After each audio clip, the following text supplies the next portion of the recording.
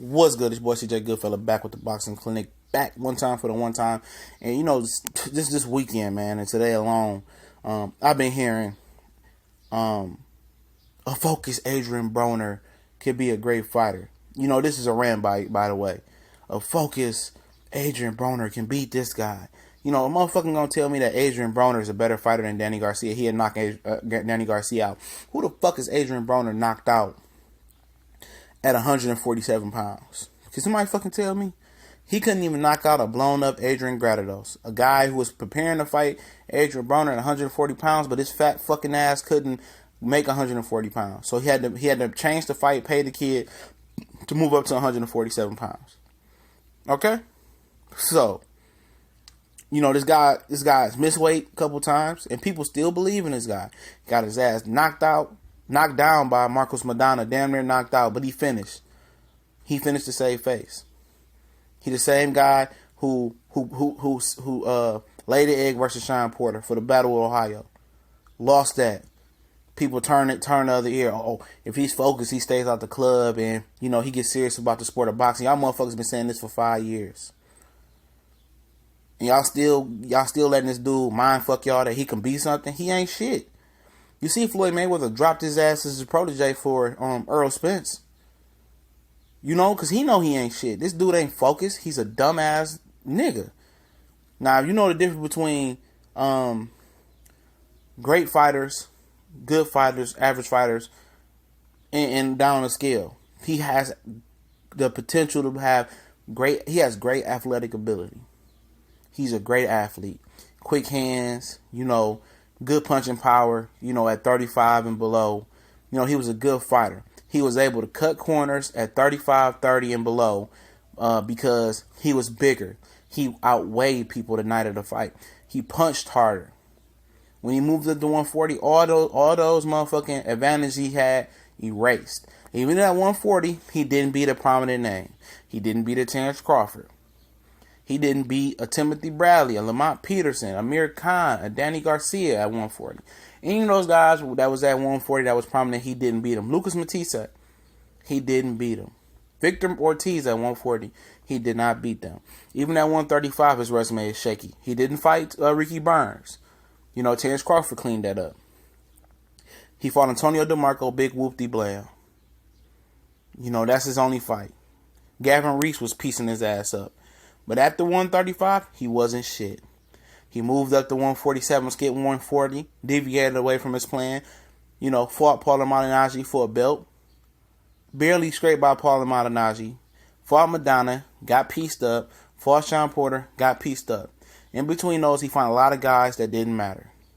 He fought the guy at 140, Khabib, whatever his name is, for the title. He fought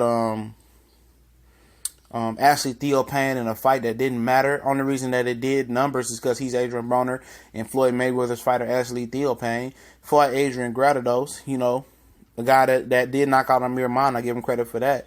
But he fought him at 147, a weight that was foreign to Granados. So you look at his whole career, it's been match made perfectly. And we talk about people who's been managed bad and who's been managed good. And Adrien Broner is one of those guys who's been managed perfectly. His PR team is the GOAT. They make people erase the image of the fights that he did lost, no matter if they was close, wide, or he just got fucking whitewashed in them all together. So people just tend to forget and say, I wasn't focused for this fight. You know, I'm gonna get focused. I'm gonna get serious back in the gym. And this nigga still slugging down Dime P bottles and partying. You know, this guy got his car shot, his truck shot up. This guy was a guy who missed the Olympics because I believe he got put in jail. You know, he had second, third, fourth, fifth chances. 6, 7 kids, you know, and still don't want to get right with his life. You know, people still believing in this fraud. For what reason? He's fraudulent. He's a fraudulent fighter. He's not going to be shit no more. He never was shit. Every title he got was strategically given to him. He didn't beat no real title holder. Paulo Malignaggi wasn't nowhere near the best at 147 pounds. Antonio DeMarco, okay, he was the best at 135, but that wasn't a hot division. Elroy Perez, did he get a title versus him? You know, he beat Ponce de Leon, but did he really beat him? So you look at this whole ass nigga, dog. He's He's a perpetrator. You know, he don't represent the real Ohio Cincinnati niggas. He not a real nigga. He want to pay. Oh, I'm a gangster. I'm a thug ass image. But at the end of the day, he's just a bitch. You know, he do a lot of bitch type things, and you know what I'm saying. And people talk about Floyd doing this, doing that to him. But at the end of the day, you can look at this guy. He's not serious about his craft. He don't care about nothing else in the sport outside of life. Talking about I want to kill myself and stuff like that. Because you don't want to get right with your life. And people just keep egging him on. Oh, it's going to be 10 years down the fucking line. He going to be the Andre fucking Berto or whatever division he in at the time. And people still going to be saying, oh, if he get right. Oh, he could have been, what would have been.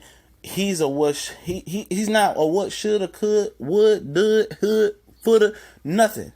Because he never had it in him to be a great champion. He never had it in him to be one of Ohio's best like Aaron Pryor. He never had it in him to be as good as Sean Porter. You know what I mean? He never had it in him to be as good as any of those guys that came out that Ohio area. You know? He's just a perpetrator. He a fraud. He a bitch. Like, straight up, this dude is a bitch. And the people keep eating it up. But at the end of the day, we'll see. He gonna fight Mikey Garcia, and he gonna get his ass whooped, and people still gonna be talking about the same shit. Over Broner would just be focused for this fight and sat down and do this and do that. He'll be alright. At the end of the day, man, nobody want to touch this kid, man. This motherfucker had 3 or 4 or 5 trainers come helping him. Kevin Cunningham, Barry Hunter, his trainer that he got now. And can't nobody help this kid. He's a bum. Get him out of here.